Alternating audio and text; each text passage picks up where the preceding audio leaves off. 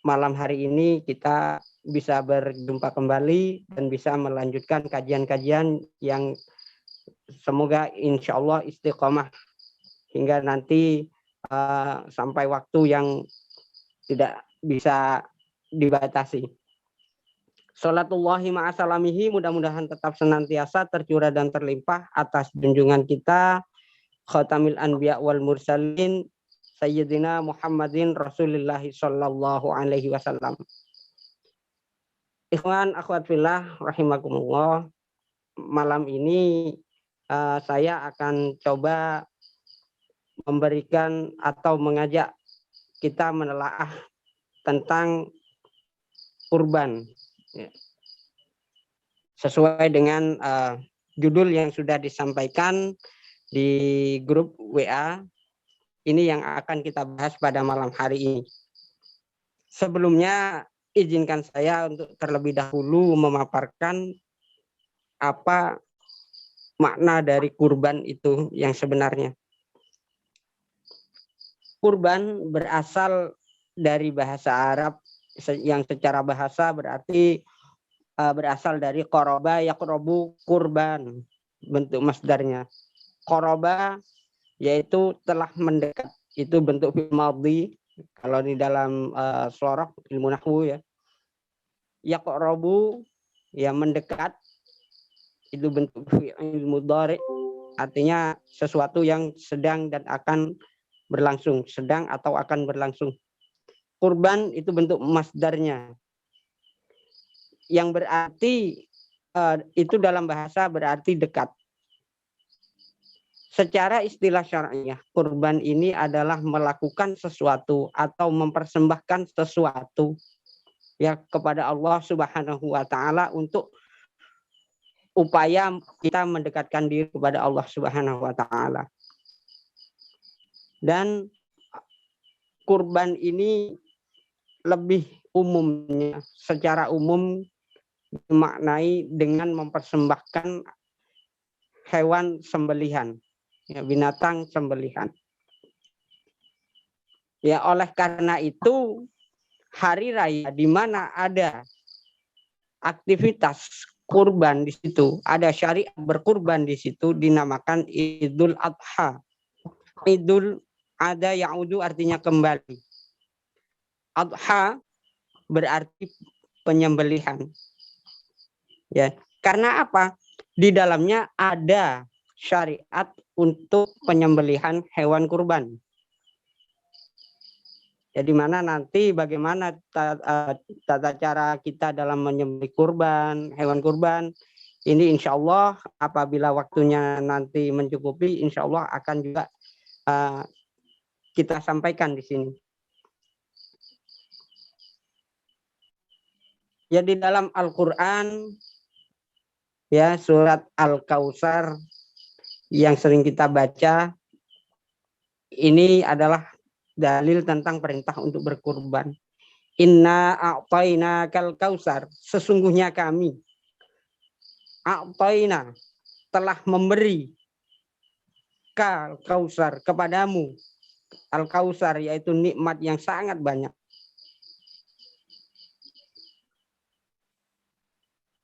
Nikmat yang telah diberikan Allah ini sangat berlimpah, sangat banyak. Ya, bukan hanya nikmat berupa rezeki yang sifatnya ini sering kita kenal adalah harta. Tetapi kenikmatan ini sebenarnya adalah segala sesuatu yang kita rasakan setiap hari ini adalah kenikmatan dari Allah Subhanahu wa taala. Sehingga jangankan sejak kita lahir sampai saat ini kita akan mampu menghitung. Ya, dari kita bangun tidur tadi pagi sampai malam ini, insya Allah, ya, in ta'uddu ni'matallahi la tuhsuha.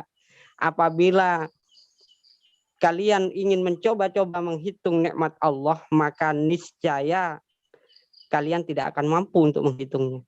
Saking banyaknya. Misalnya, dari nafas yang kita hirup, dari nafas yang kita hembuskan, ini sudah tidak terhitung jumlahnya. Bayangkan 5 menit, 10 menit saja kita tidak bisa bernafas. masuk rumah sakit biayanya besar. Bayangkan ini setiap detik, setiap saat diberikan oleh Allah dengan cuma-cuma, dengan secara gratis. Fasholli li rabbika wanhar. Maka untuk mensyukuri semua itu, fasholli li rabbika wanhar. Salatlah, beribadahlah kepada Tuhanmu. Wanhar, dan berkurbanlah. Maka sebenarnya sesungguhnya kurban itu merupakan tanda rasa syukur kita kepada Allah Subhanahu wa taala dan sekaligus tanda rasa cinta kita kepada Allah Subhanahu wa taala.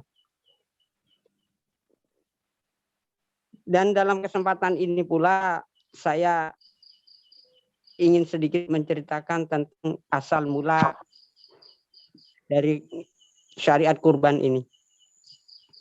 Yang kita tahu syariat kurban ini adalah berawal dari Nabiullah Ibrahim alaihissalam. Tetapi sesungguhnya adanya peristiwa kurban ini dimulai sejak zaman putra Nabi Adam, yaitu Qabil dan Habil. Dari situ. Cuman secara syariat yang kita laksanakan ini kita mengikuti Nabiullah Ibrahim alaihissalam. Nabiullah Ibrahim merupakan seorang manusia yang sangat-sangat mencintai Allah. Sehingga Allah menganugerahkan gelar kepada beliau yaitu Khalilullah. Yaitu orang yang mencintai dan dicintai oleh Allah Subhanahu wa taala. Suatu saat Nabi Allah Ibrahim alaihissalam pernah mengorbankan ribuan binatang ternak yang beliau miliki, mengorbankan ratusan puluhan uang yang beliau miliki, sehingga jangankan manusia, sampai malaikat pun terkagum-kagum karenanya. Ya, sampai ketika malaikat Jibril bertanya kepada beliau, wahai Ibrahim, wahai Khalilullah, engkau berkorban segini banyaknya, engkau berkorban sebegitu besarnya, apakah tidak ada rasa sayang pada hartamu? Jawaban Khalilullah, jawaban Nabi Allah Ibrahim ini sungguh sangat mencengangkan. Kalau untuk Allah, jangankan harta benda, jangankan hewan ternak, jangankan rumah, tanah, dan lain sebagainya. Anak pun jikalau saya punya, jikalau dianugerahkan oleh Allah dan diperintahkan oleh Allah untuk disembelih, untuk dikurbankan, pasti akan saya lakukan. Dan kebetulan pada saat beliau berucap seperti itu, beliau belum memiliki seorang anak. Beliau belum memiliki seorang putra. Ya, beberapa waktu kemudian setelah itu, alhamdulillah beliau pun dianugerahi seorang anak. Ya. Allah telah mendengarkan doa yang selalu dipanjatkan oleh Nabi Allah Ibrahim setiap hari, setiap waktu, yaitu Rabbi habli minas sholihin. Dalam surat As-Saffat, di situ difirmankan oleh Allah, dikisahkan oleh Allah bahwasanya Nabi Allah Ibrahim alaihissalam berdoa senantiasa membaca Rabbi habli minas sholihin. Ya Allah, anugerahkanlah kepada hamba, anugerahkanlah kepadaku anak yang soleh.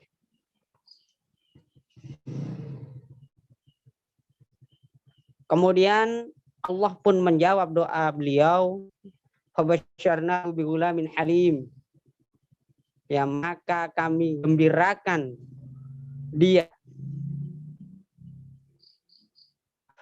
dengan sosok seorang bayi, seorang anak yang sabar. Inilah jawaban doa. Makanya kalau kita tidak berputus asa dalam berdoa, insya Allah Allah akan mengabulkan doa kita. Dengan bersungguh-sungguh, dengan bermunajah, dengan istiqomah, insya Allah doa kita akan dikabulkan oleh Allah. Seperti halnya yang dilakukan oleh beliau Nabi Allah Ibrahim alaihissalam ini. Beliau tidak putus-putusnya berdoa. Sehingga dikabulkan oleh Allah, beliau dianugerahi seorang anak yang soleh, yaitu Nabi Allah Ismail alaihissalam. Ya, pada saat menjelang Nabi Allah Ismail alaihissalam ini tumbuh menjadi anak-anak. Wa idza balagha ma'ahu sa'ya, ya. Ketika sudah sampai ya bersamanya anak tersebut sa'ya ini sa'i itu artinya berlari-lari kecil. Sa'ya artinya anak sudah lucu-lucunya, sudah kelihatan apa ya, kalau anak sekarang itu sudah bisa lari, sudah bisa lompat dan lain sebagainya. Ini sudah mulai bisa bermain. Ya, kemudian Allah tagih janjinya. Allah tagih apa yang pernah diucapkan oleh Nabi Allah Ibrahim. Sehingga pada tanggal 8 Zulhijjah, pada malam hari, beliau bermimpi. Ya, wahai Ibrahim.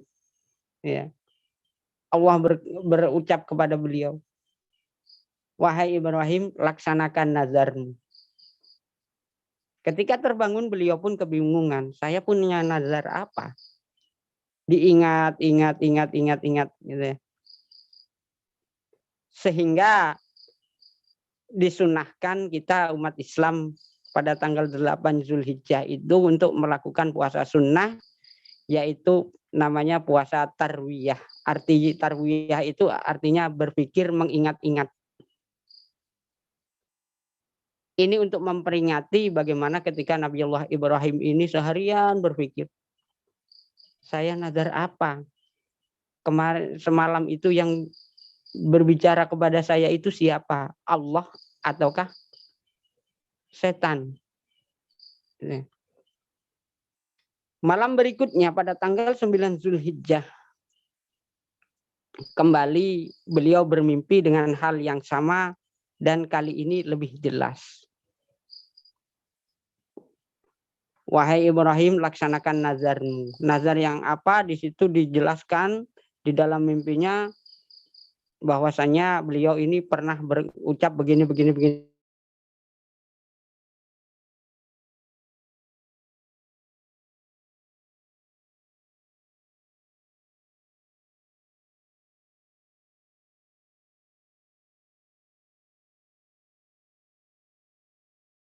Untuk berpuasa, namanya puasa Arafah. Arafah ini artinya mengetahui dengan sejelas-jelasnya.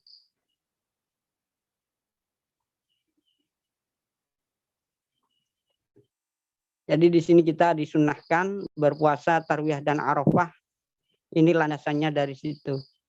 Kita menghormat kepada Nabi Allah Ibrahim, ya sekaligus beribadah kepada Allah, sekaligus menghormat kepada Nabi Allah Ibrahim alaihissalam. Nah, maka keesokan harinya beliau bercerita tentang mimpinya ini kepada Nabi Allah Ismail alaihissalam. Kenapa? Karena ini ada sangkutannya dengan Nabi Allah Ismail alaihissalam. Ya bunayya inni arafil manam. Ya. Wahai anakku, sesungguhnya aku mengetahui di dalam mimpiku. Anni azbahuka. Aku diperintahkan untuk menyembelih engkau. Fanzur ma tara. Fanzur ma tara. Wahai anakku, bagaimanakah pendapatmu? Nah, inilah ajaran yang sangat-sangat patut kita teladani. walaupun jelas-jelas ini perintah dari Allah, karena berkaitan dengan orang lain, maka azas musyawarah tetap harus dilaksanakan. Diutamakan azas musyawarah itu. Apa jawab Nabi Allah Ismail? Karena beliau ini meskipun pada saat itu masih usia belia, masih usia anak-anak, jawabannya sungguh tidak disangka-sangka. Ya abatif al-matu'mar, wahai ayahku, laksanakan apa yang telah diperintahkan kepada engkau. Satajiduni insyaallahu minas sabirin. Dan insya Allah engkau akan mendapatiku sebagai orang-orang yang bersabar. Bayangkan anak sekecil itu. Kalau bukan anak soleh. Ya. Kalau bukan anak soleh. Maka jawabannya tentunya tidak akan seperti itu. Apalagi kita punya anak pinter, nggak soleh. Masya Allah, jawabannya tentunya akan memanaskan telinga. Kenapa harus saya? Kenapa nggak bapak aja yang lebih tua? Kan orang tua harus ngalah ke anak. Nah, mungkin seperti itu jawabannya. Tetapi karena doa Nabi Allah Ibrahim alaihissalam ini beliau tidak meminta anak yang pintar, beliau tidak meminta anak yang pandai, beliau tidak meminta anak yang tampan, beliau tak meminta pula anak yang cantik, tapi yang beliau minta adalah Rabbi habli minas sholihin. Ya Allah, anugerahkanlah kepadaku anak yang soleh. Dan diijabah oleh Allah. Sehingga tumbuhlah menjadi seperti Nabi Allah Ismail alaihissalam. Dan keesokan harinya, di tanggal 10 Zulhijjah, maka berpamitlah ya Nabi Allah Ismail alaihissalam dan bersama dengan Nabi Allah Ibrahim alaihissalam kepada ibu beliau. Ya karena beliau ini berdua sudah siap untuk melaksanakan perintah Allah yang tentunya tidak semua orang akan sanggup melaksanakan perintah seperti itu. Maka diberilah Nabi Allah Ismail alaihissalam pakaian yang serba bagus, yang indah. Diberikan parfum wewangian yang sangat harum. Dan beliau mengajak Nabi Allah Ibrahim ke dalam sebuah tempat yang kalau saya tidak salah ingat adalah di daerah Mina atau di Arafah mungkin, di Mina atau di Arafah. Nah seperti itu. Kemudian pada saat akan melakukan ibadah itu, muncullah godaan yang dilakukan oleh iblis laknatullah alaih. Yang awal mula digoda adalah Nabi Allah Ibrahim sendiri.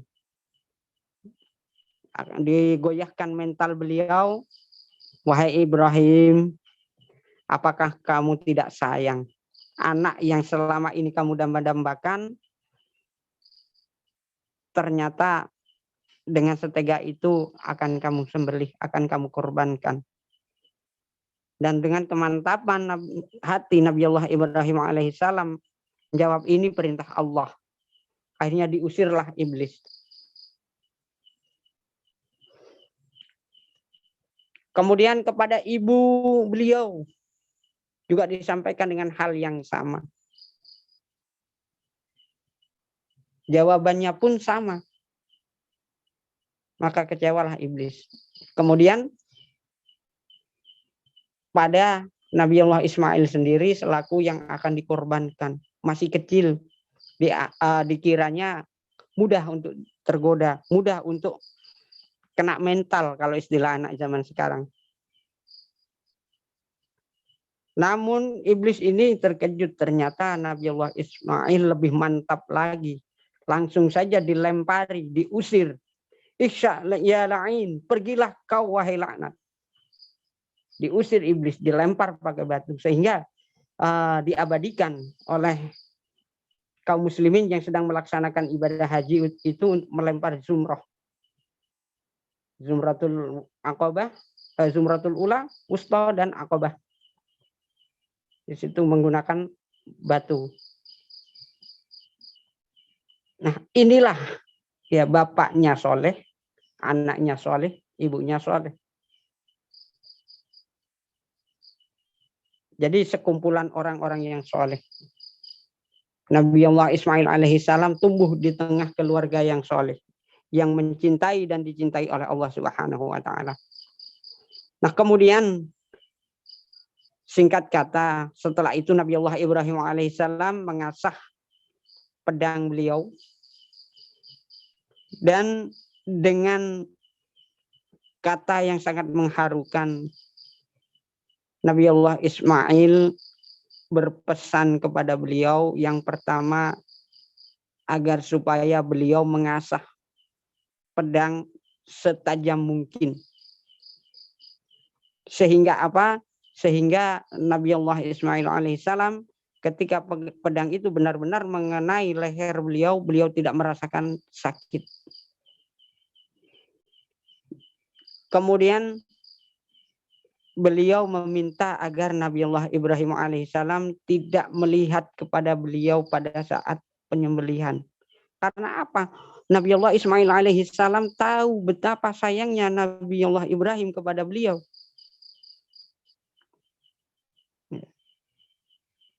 Masih inilah anak yang soleh. Dalam keadaan dirinya menderita, masih berpikir dengan orang tuanya.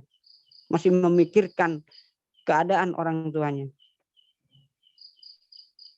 Ya, kemudian pesan yang berikutnya adalah jangan membawa pakaian yang sudah ternoda oleh darah.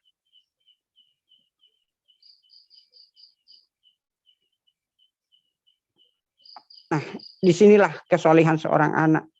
Ternyata beliau Nabi Allah Ismail alaihissalam bukan hanya terlahir sebagai anak yang soleh, tetapi juga beliau terlahir sebagai anak yang cerdas. Oleh karena itu, doa yang paling utama yang harus kita panjatkan kepada Allah supaya diberikan anak-anak yang soleh dan solehah. Nah, disitulah awal mula kisah dari kurban.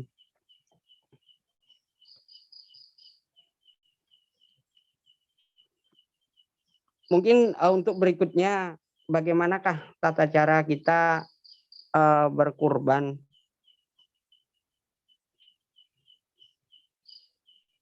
Karena insya Allah mudah-mudahan di antara kita, mudah-mudahan diberikan kemampuan oleh Allah Subhanahu Wa Taala ya di Idul Adha kali ini untuk melaksanakan ibadah kurban itu.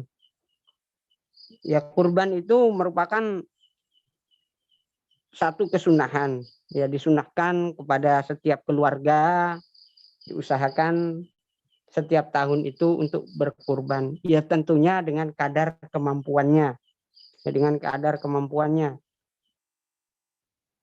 Jadi tidak usah memaksakan diri, kita ukur saja dengan apa yang mampu kita kurbankan. Yang pertama adalah rukun menyembelih hewan.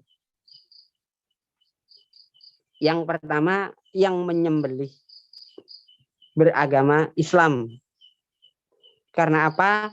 Di situ ada hal-hal yang harus dikerjakan secara syar'i. Menyembelih kurban. Kemudian yang kedua, binatang yang akan disembelih itu harus binatang yang halal, baik itu halal zatnya sendiri, bukan hewan-hewan yang diharamkan, ya misalnya kucing, kemudian anjing, dan lain sebagainya, itu halal dari segi zatnya. Kemudian dan cara memperolehnya, ya Misalkan kita berkurban kambing, itu diperoleh dari mana, gitu ya. Uang yang kita belikan kambing itu hasil dari apa. Nah, seperti itu harus benar-benar bersih barangnya, bersih cara memperolehnya. Kemudian alat untuk menyembelih, ya, alat untuk menyembelih itu harus benda tajam. Ya, jadi tidak boleh membunuh atau mengorbankan hewan dengan cara dipukul dengan benda tumpul misalnya sampai hewannya mati. Tidak boleh, jadi harus dialirkan darahnya. Ya. Adha atau adhiyah itu artinya mengalirkan darah. Ya. Berkorban dengan mengalirkan darah. Darah siapa? Darah binatang. Jadi memang harus dialirkan.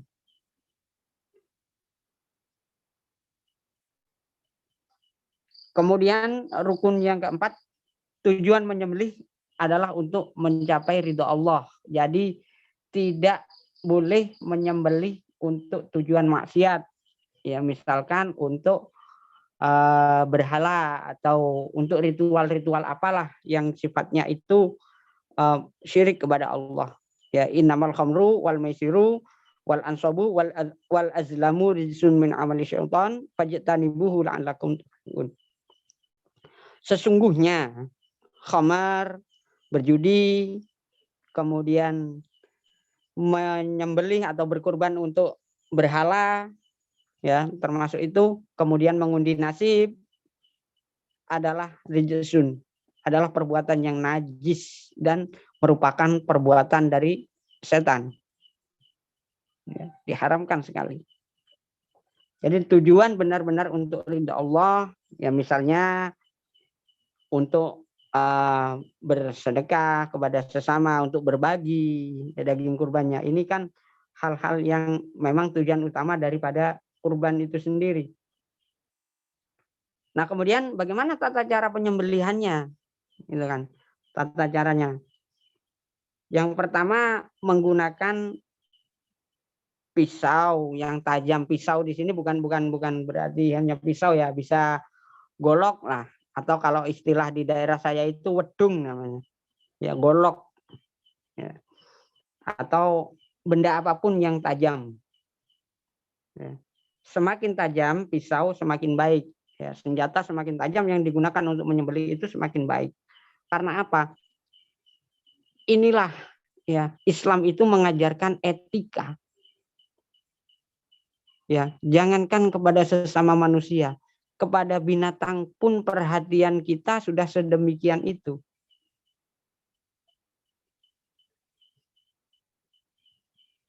Ya, jadi tidak boleh menyiksa. Ya, jadi diusahakan sekali sembelih langsung mati binatangnya. Diusahakan sebisa mungkin menghindari binatang masih merasakan sakit. Ya. Jadi kemudian tidak mengasah pisau. Ya, yang kedua tidak mengasah pisau di depan hewan yang disembelih. Ini lagi-lagi kita bicara masalah etika di sini. Ya, tidak mengasah pisau. Apa tujuannya? Ya, takutnya ini akan mengganggu, ya, mengganggu dari hewan tersebut, kenyamanan dari hewan tersebut, sehingga hewan merasakan ketakutan, dan tentunya ini juga akan merugikan kita sendiri. Hewan kalau sudah ketakutan bisa kalap dia. Kalau sudah kalap tentunya akan menyulitkan kita. Kemudian menghadapkan yang ketiga, menghadapkan hewan ke kiblat. Ya, disunahkan untuk dihadapkan ke kiblat. Ya, lalu membaringkan hewan kurban ya di atas lambung sisi kiri. Ya, jadi di lambung sisi kiri. Jadi lambung kanannya ini di atas. Kemudian menginjak kaki, ya kalau binatang seperti sapi yang agak besar ya, kambing itu kan agak repot ya, sehingga harus juga menggunakan kaki. menginjakkan kaki tepat pada bagian leher. Kemudian membaca Bismillahirrahmanirrahim. Membaca asma Allah, menyebut asma Allah. Karena apa? Haram hewan yang disembelih tanpa menyebut asma Allah di situ. Oleh karena itu misalnya kita yang suka berburu misalnya ya, ingin menembak burung atau apa, kita ucapkan bismillah dulu. Barangkali nanti ketembak langsung meninggal. Tapi diusahakan jangan sampai meninggal, harus sempat disembelih dulu. Gitu. Misalkan itu. Kemudian menyembelihnya dengan secepat mungkin, ya, dengan secepat mungkin agar tidak menyiksa, ya, agar tidak menyiksa, baik itu menyiksa dari rasa sakit secara fisik ataupun insting dari hewan tersebut. Kemudian memastikan tepat pada kerongkongan, ya, karena kalau urat pada kerongkongan sudah putus, ya, ini akan bisa dipastikan hewan tersebut akan mati. Kemudian jangan mematahkan leher, ya, sebelum hewan tersebut benar-benar mati.